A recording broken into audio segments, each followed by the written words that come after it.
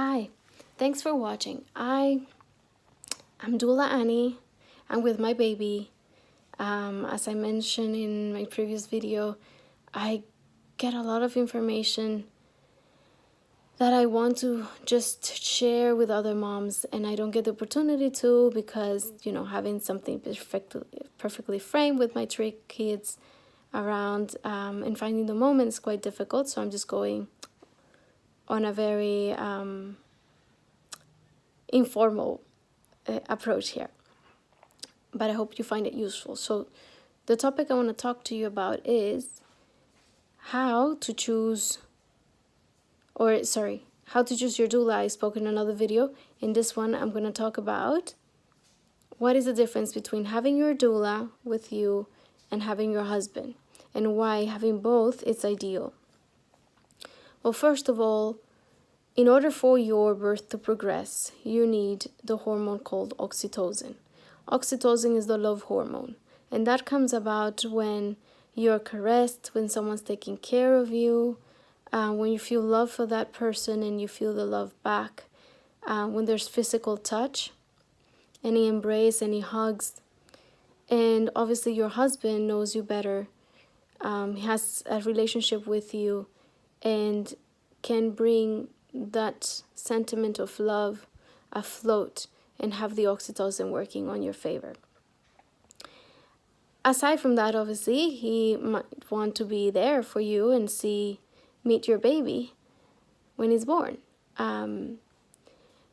However, both require support, emotional support, educational support, physical support from someone else.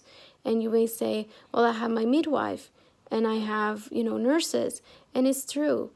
However, in facilities, you normally have the personnel looking after more than one person. I hope you're lucky you have one dedicated nurse, one dedicated midwife, but generally speaking, that is not the case. Whereas having a doula means you have the same persons throughout.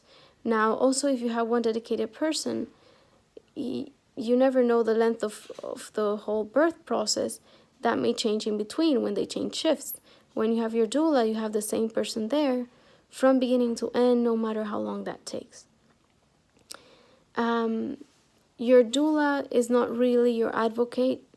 Your doula is not there to speak for you. She is there to coach you prior and on the day to be there to enable you to empower yourself. So how does she does that? One, she also takes care of Dad. In order for Dad to be with you, he might need food. He might need to take a break at one point and only want to do so if he knows the right person is there with you that knows what to do and how to assist. And that perhaps is best when it's a neutral person rather than a family member. Family members have history. They may share a good relationship, and sometimes they may not. Maybe in the scene of a birth, a person that is nervous may not act in the same way as the other, and the reactions between families may or may not be ideal. Having a neutral person, such as the doula, means that she takes care of handling the atmosphere, holding space for all of you in order for things to go as smooth as possible, for everybody to understand perspectives of the other, and the birth process to move along. That's much better, the light in my face right now. And having said that, husbands benefit a lot from having the coaching of where to stroke, where to push, what to do. And that's something that even if you give the education prior on the day of the birth, seeing his wife in that process, he may not remember. So he's great support for the doula, as the doula is a great coach and support for him to support you. I think that's a major difference. And I think women, we need to understand that dads, yes, they made the baby with us. Yes, they're there for us. Yes, they love us. Yes, they want to be there. but they would never really feel and understand and be able to empathize completely to this process.